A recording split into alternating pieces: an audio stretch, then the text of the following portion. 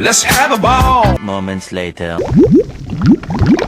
Halo, perkenalkan nama saya Karin Patricia Lope dari jurusan Sistem Informasi dengan NIM 2022-01024 dengan proyek Ayam Bakar LL Sambal Mercon Karangasem. Berikut penjelasannya. Apa itu bisnis model kanvas? Yang pertama ada key partner seperti supplier ayam dan bahan baku seperti cabai dan bumbu. Terus ada platform delivery seperti GrabFood, GoFood, dan ShopeeFood. Terus ada supplier kemasan makanan. Yang kedua ada key activities. Yang pertama, produksi dan penyajian ayam bakar. Yang kedua, pembuatan sambal mercon. Terus yang ketiga ada pembelian dan kontrol stok bahan baku, ada pengolahan pesanan offline dan online, menjaga kualitas dan kebersihan. Terus ada key resource, ada bahan baku, ayam segar, bumbu bakar, bahan sambal mercon. Terus ada peralatan dapurnya seperti pemanggang, kompor, alat masak, ada brand dan identitas usaha. Terus ada akun digital seperti GrabFood, ShopeeFood, GoFood, WhatsApp. Itu termasuk key resource. Terus ada lagi yang keempat value proposition. Ada yang itu seperti cita rasa ayam bakar khas dengan sambal mercon autentik. Terus ada harga yang terjangkau dengan porsi besar. Terus ada hidangan selalu freshly atau grilled atau langsung dibakar saat dipesan. Terus ada kemasan ramah untuk take away dan delivery, pelayanan cepat dan ramah. Terus yang kelima ada customer relationship. Itu seperti pelayan langsung yang ramah dan cepat. Ada respon yang cepat tangkap.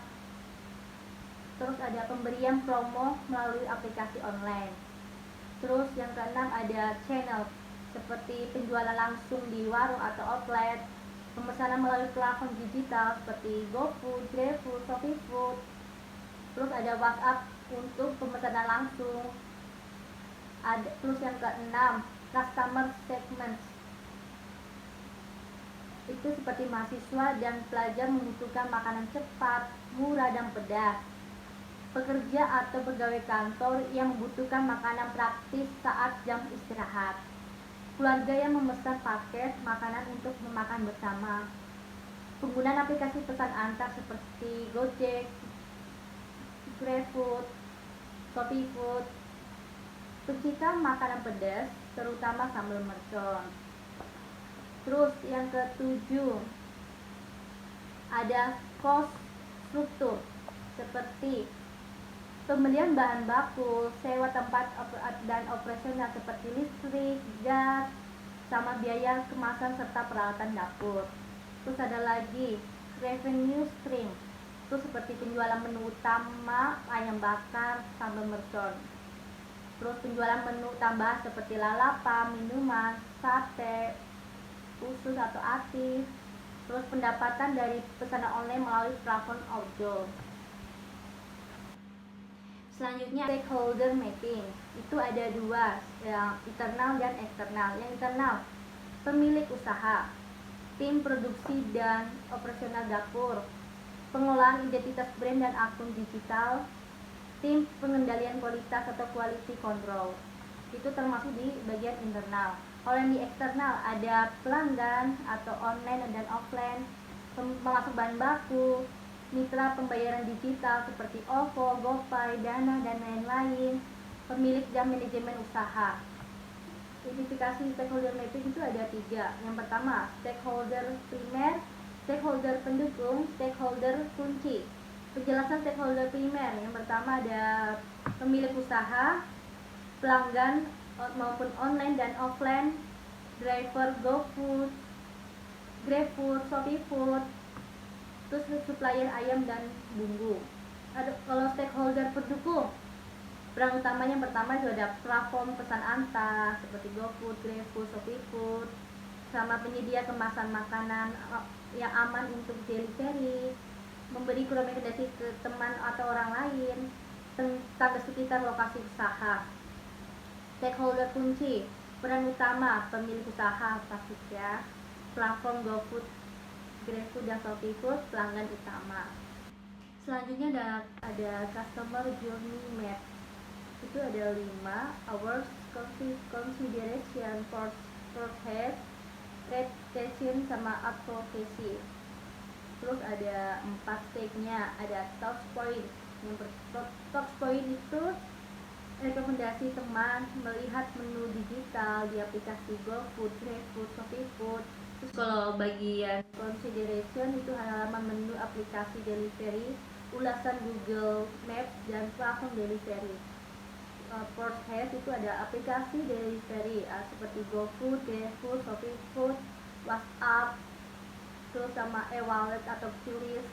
Kalau retention, produk atau kemasan, kualitas rasa, layanan pelanggan atau chat di aplikasi seperti WhatsApp.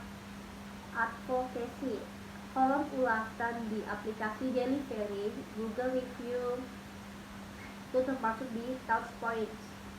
Kalau customer actions, mencari lokasi terdekat di Google Maps, membaca rating dan ulasan pelanggan lain, melihat foto produk di galeri aplikasi. Kalau prosesnya, memilih menu atau paket ayam, nasi, lauk tambahan, menyelesaikan pembayaran digital atau tunai. Di retention, mengkonsumsi produk, menilai kualitas, rasa, atau kemasan pengiriman. Advocacy, memberi rating 5 bintang, merekomendasikan ke rekan kerja dan teman, memposting foto atau video di media sosial. Customer expression, ada senang, bahagia, sedih, happy. Selanjutnya ada pain point, itu tidak tahu apakah cocok untuk yang tidak kuat pedas, sulit menemukan informasi level pedas yang detail, waktu tunggu pengiriman terlalu lama, sambal tidak sesuai dengan level pedas yang diminta, tidak ada insentif atau hadiah atau diskon untuk ulasan.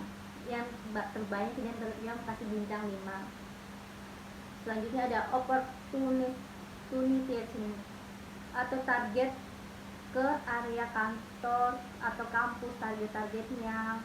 Terus sediakan deskripsi menu yang sangat detail, tanggapi semua ulasan yang positif dan negatif. Integrasi pos untuk kecepatan pemrosesan, sederhanakan checkout jika memesan langsung via WhatsApp. Standarisasi packaging agar makanan tetap panas. Launch program reversal digital, memberi diskon khusus untuk pelanggan yang memberi ulasan positif di Google Maps. Selanjutnya ada empathy map yang ada 4: say, do, think, feels.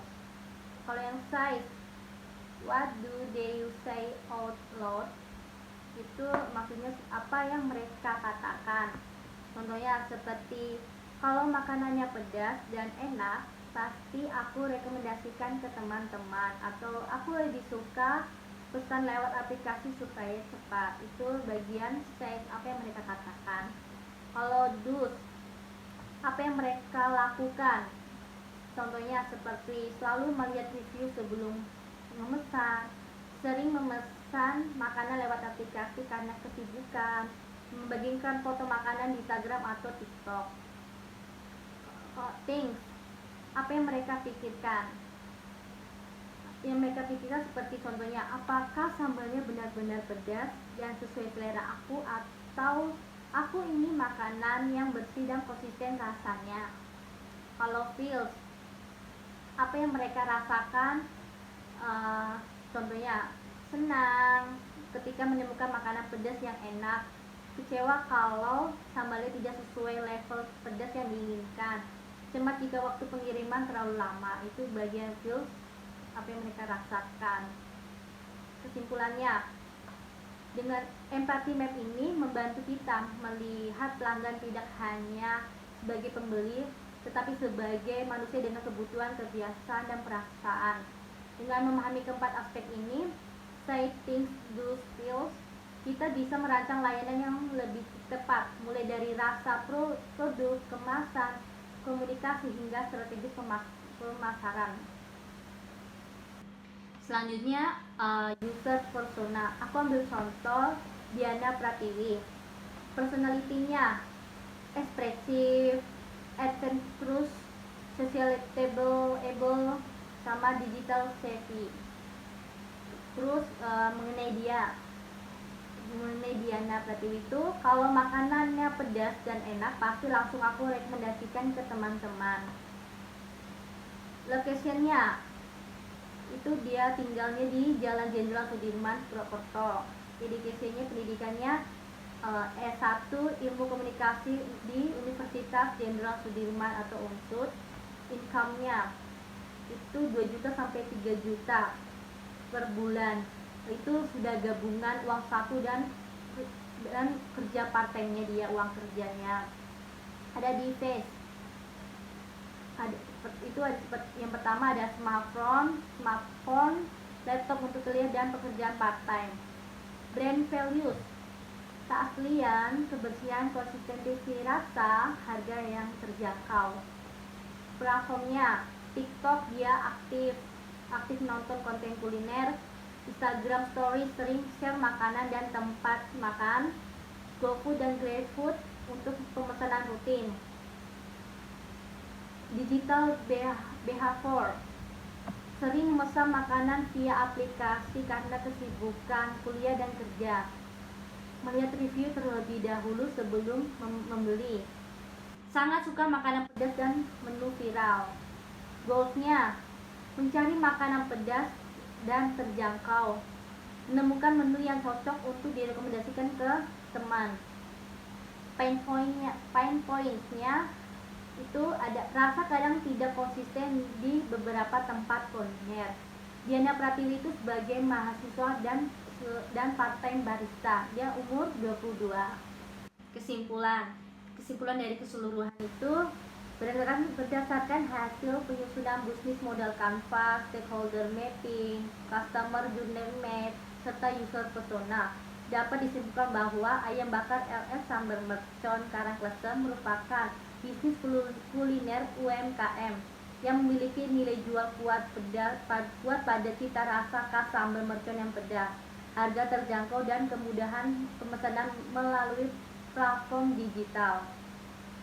Dari analisis BMC, bisnis ini didukung oleh rantai produksi yang sederhana namun efektif, memanfaatkan bahan baku segar, proses memasak yang friendly, serta platform delivery yang memperluas jangkauan pelanggan. Nilai proposisi utama terletak pada keunikan rasa, kecepatan pelayanan, dan kemasan yang cocok untuk takeaway atau delivery. Stakeholder utama terdiri dari pemilik usaha, pelanggan, driver platform delivery, hingga supplier bahan baku. Semuanya berperan penting dalam menjaga kelancaran operasional bisnis. Hubungan antar stakeholder berjalan saling mendukung, terutama melalui ekosistem pemesanan digital seperti GrabFood, GoFood, dan ShopeeFood. Analisis customer journey menunjukkan bahwa pelanggan mengalami perjalanan dari awareness hingga advocacy dengan berbagai pain points seperti waktu tunggu lama, minimnya informasi level pedas, hingga ketidakkonsisten rasa. Namun ini juga menjadi peluang perbaikan seperti deskripsi menu detail, standarisasi sambal, dan program intensif ulasan. User persona, kita ambil contoh seperti tadi Diana Pratiwi, menggambarkan segmen pelanggan utama yaitu mahasiswa atau pelajar yang aktif di media sosial, menyukai makanan pedas dan sering memesan makanan online. Persona ini menunjukkan bahwa target pasar memiliki potensi besar dalam hal word of mouth, digital, dan rekomendasi. Secara keseluruhan, bisnis ini memiliki prospek berkembang besar di pasar lokal Purwokerto dengan strategi digital yang tepat.